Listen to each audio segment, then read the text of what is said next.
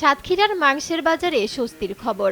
গরুর মাংস ৬০০ থেকে ৬৫০ টাকা, পোলট্রি মুরগি ১৫০ থেকে ১৬০ টাকা, হাঁসের মাংস ৫০০ টাকা কেজি দরে বিক্রি করা হচ্ছে। এতে ক্রেতা বিক্রেতা উভয় পক্ষই স্বস্তি প্রকাশ করেন। গরুর মাংস বিক্রি করতেছি আমরা ৬৫০ টাকা, ৬০০ টাকা কেজি হাড় চর্বি সহ। যেহেতু ক্রেতা একটু কম, বেচা কেনা একটু কম, সেই হিসেবে আমরা একটু দাম কমে বিক্রি করতেছি। আর চতুর্দিকে পানিতে বুড়ি রয়েছে, খামারিরাও গরু বাছুর নিয়ে খুব বিপদে আছে। দাম আগের ছাড়া অনেক কমেছে। পোলট্রি আসতো ১৬০ টাকা কেজি।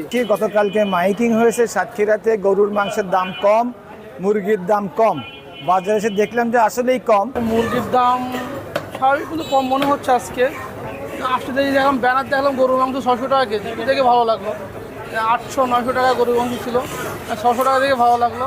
কিন্তু তুলনামূলকভাবে ক্রেতার উপস্থিতিও আমরা কম দেখছি। তো এটা মনে হয় যে পরিবর্তিত পরিস্থিতিতে আসলে দাম কমলেও কিন্তু মানুষের ক্রয় ক্ষমতাও কমেছে।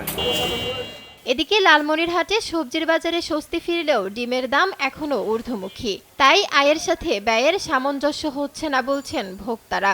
এখন তো সব কিছুর দাম বেশি, এখন শুধু কাঁচামালটার একটু দাম কম। তাছাড়া মনে করেন বাজার মজুরি করার মতো ভোক্তা অধিকার লোক নাই।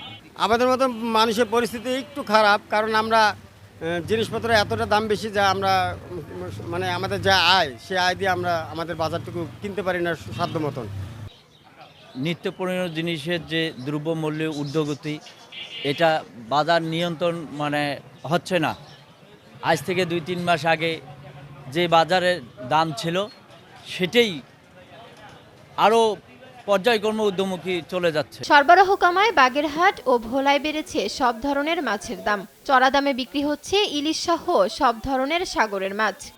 বাজারে ইলিশ মাছের দাম তুলনামূলক বেশি, ক্রেতাদের ক্রয় ক্ষমতার বাইরে সবকিছু।